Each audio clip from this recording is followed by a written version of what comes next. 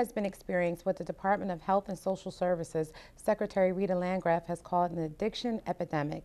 Lynn Fahey, Chief Executive Officer at Brandywine Counseling and Community Services, Inc., and Dave Parcher, Executive Director of Kent Sussex Community Services, join me now to talk all about, I guess, this epidemic. Sad but true. So I guess tell us a little bit about your organizations, because you both work with people that are maybe struggling with addiction and a lot of other things that are going on with them, right? Absolutely, absolutely. So Brandywine Counseling and Community Services has been in the state of Delaware for over 30 years. We actually started off as part of a hospital system and incorporated, and since then have divided the services that we provide into certain categories. We call it early intervention, prevention, and treatment.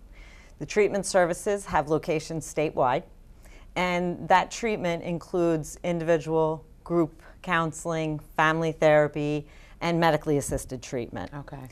The team that treats the clients is a multidisciplinary treatment team. So we have doctors on staff that are both MD, psychiatrists.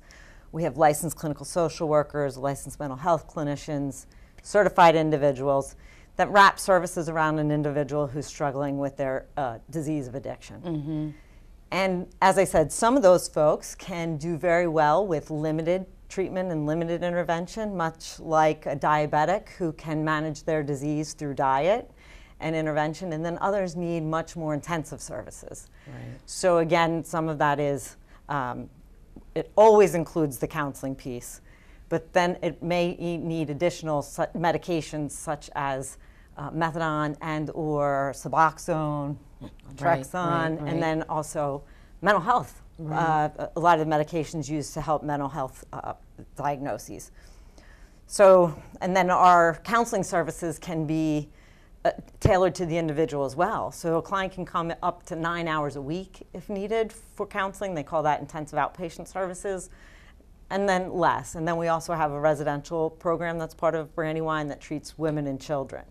So those are the big picture services for Brandywine. Which is a lot, and thank God you have them. Yes, and yes, I guess, thank you. So Dave, yours is a little kind of the same, but just downstate. Yeah, Lynn's done a pretty good job of painting the array of services. We're both like sister agencies. Mm-hmm. We do provide pretty much the same thing that Brandywine does in the same way, in the same treatment milieu. We have the prevention and treatment, and we have medication-assisted treatment, and also non-medication assisted treatment, depending on what level a person is and involved in the severity of their addiction. Right. We also treat persons with mental illness, co-occurring disorders, often referred to now, persons with both mental illness and substance abuse conditions. I want to ask both of you. I think I'm always surprised when we have AIDS Delaware on, and they're talking about the high instances of HIV in the state of Delaware. And then, I looked at some numbers and noticed that we seem to be creeping up with maybe the heroin addiction problem. I always say, is it because Delaware is such a small state that the numbers seem bigger, or it's kind of hard for me to understand? Well, there's a recent article that just came out in the Milford Chronicle, for instance. If you look at that, back in 2005, there were 10 arrests for heroin possession, and now we're looking at, I think it was 280 some arrests in 2014. Wow. I mean, what a difference. Right. So yeah, it's exploding. Yeah, and more people are dying from overdose now than from car accidents in the state of Delaware. So what they do is they do it per capita. So if they're saying Delaware's at the top, we are truly at the top. They take into account our small size. Right. For the drug industry, it's an industry, we are in the I-95 corridor. So there's drugs going from New York to Florida, and they come right through Wilmington, which is one of the reasons that we tend to have a high prevalence rate of addiction and diseases that can be related to that. Wow. And HIV is one of those. Wow. And how do you guys deal with it? Because this is a big problem for such a small state, and then I guess you're dealing with it not only with the individual who might be struggling with the addiction, but this affects not only them, their family. I'm sure they're probably being arrested, and diseases, HIV, whatever. How do you deal with all of that? Trying to get them into treatment. I mean, the biggest thing that we want to be able to do is get people into treatment. Because once you get them into treatment, whatever level of care it is, with or without medication, the research indicates that people in treatment are less likely to commit crime. They're more likely to physically take care of themselves, more likely to obtain employment, do all the things that we as a society want for ourselves and for our family members. So I think, one of our greatest challenges is to be able to create a resource large enough to meet the need that the community has right now. And that's been very difficult. Right. What do you see downstate? I guess the same thing. Well, pretty much the same thing, yeah. I mean, we're just seeing an explosion. We try to get as many people into treatment as we can.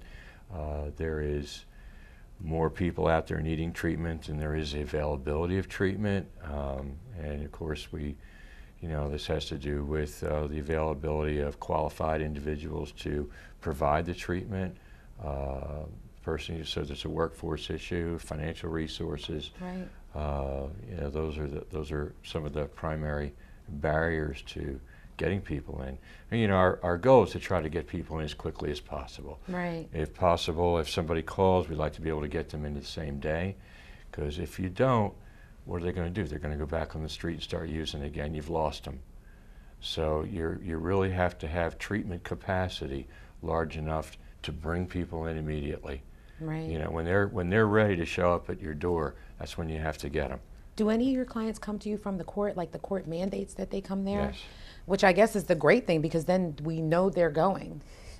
Right, so a lot of the research shows that people can be just as successful in treatment when mandated than when they come in on their own. So that is very hopeful. Right. And what the judges will do will mandate them for an evaluation and then say whatever the results of the evaluation are, you need to follow through on.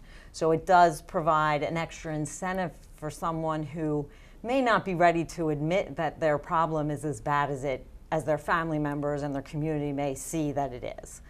So yeah, that can be very helpful in getting people to engage. Now, I guess, how do you help the community? And I know this is, you offer these services, which are great, and I'm sure that, listen, I'm happy that you're offering them, because somebody's got to do it, and it keeps these people from being on the street hurting themselves or someone else. So I guess, how do you help with maybe like policing? Because I know the police departments have to look up to you and say, thank you, we got some place to send these people who need help. Yeah. It's very interesting, because it's a very difficult group. I mean, there's still a lot of stigma against people who struggle with addiction. There's still a very wide societal view that it's a moral lacking in an individual, as opposed to the disease concept that we follow. While it might be someone's choice to pick up for the first time, there's, again, research that indicates that you and I may smoke a first joint together. Right. You could absolutely hate it and never want to touch it again, and I fell in love. Right. That's okay. Right. You're right. So, no, yeah, right. I get that too. So there, there's no way to really know which category folks are going to fall into. Once somebody starts using on a regular basis, it changes the brain chemistry. Absolutely. And so you really do have a brain disease going on that's not so dissimilar from other diseases, other chronic diseases such as diabetes and that kind of thing, as Lynn had talked about before. Right. So how do you minimize the impact treatment centers, or I guess maximize? Both. Yeah, right. I mean, because it's kind of like both. How do you even do that? Because it's like, I guess you're taking a chance that they might not return, and then you've got the people that are willing to return. So it's like, how do you, it's like an assembly line, I guess, almost, right? Because you're getting them in, you're trying to help everybody, keep them there. The ones, and you said it earlier, some people can get away with just a little bit of help, but some people really need intensive therapy. Right. So I think we try to meet the clients where they are. Right. And try and create an environment where people want to come back to. The key is an engagement. I mean, Right. Engagement has to do with more than just stopping using becoming abstinent from the drug. Engagement has to do with trying to connect up with the client and what's meaningful to them right now. What are the needs? You have to start looking at what's going on in the family, what's going on in the house, what have they lost, what do they want to gain? Right. Right. Right. So it's like you're making a whole person assessment, Correct. and then you Exactly. build from there. Addiction is Absolutely. about the whole person. It's not just about the drug. Right, right, right. So let me ask you now, if somebody is facing an addiction issue, or they have a family member who is addicted, what do they need to do? If they know somebody who's downstate, where do they need to start? Where's the starting point for them? That's a great question. So, I mean, they can contact our agencies directly. I think the state of Delaware has their website up with has all of the contact information for folks who don't have insurance. In the changing environment in healthcare, if you have insurance, people need to do what they would do for a doctor. They got to call their insurance company to see which providers are in the area that they Right. would be able to access. Right. Yeah. That's pretty much it. Yeah. And we want couldn't people to add to that. realize that you're all there to help them. Nobody's judging. You guys are there to help them, Absolutely. and we want them to get help. That's correct. That's right. Yeah. Oh, wow. It's unbelievable. Yeah. Unbelievable. But I'm glad you guys came on to share some of the information with us. And please, I would like you to come back to talk about different areas of the program. Maybe if you would like to, would you like to bring somebody who has successfully completed a program? Oh, that would be great. Certainly. That'd be great. Yeah, That would be I great. think we need to meet the person and cheer them on and wish them good luck. And Oh, that's a great idea. yeah, I think Yes. we should do that. Okay, great. All right. So if anybody wants more information for Brandywine Counseling, and they can check out the services downstate, they can just go That's to right. your website. Websites, yeah. And I believe on the Delarf website is all of the agencies for the whole state, right? All provider That's correct, agencies, all the yeah, provider it's a agencies. bunch of variety of provider agencies too. Not everybody is specific to behavioral health. Right, right, right. Well, thank But you both yes. for coming and sharing this important information with us, and thank Thanks you for for doing having us. great jobs, and all your workers there and outreach people, tell them thank you. Thank you. All Thank you right. for Appreciate having you us. for having It's been us. a We'll see you pleasure. next time. Okay. All right. We'll be back next with IT Works after these messages.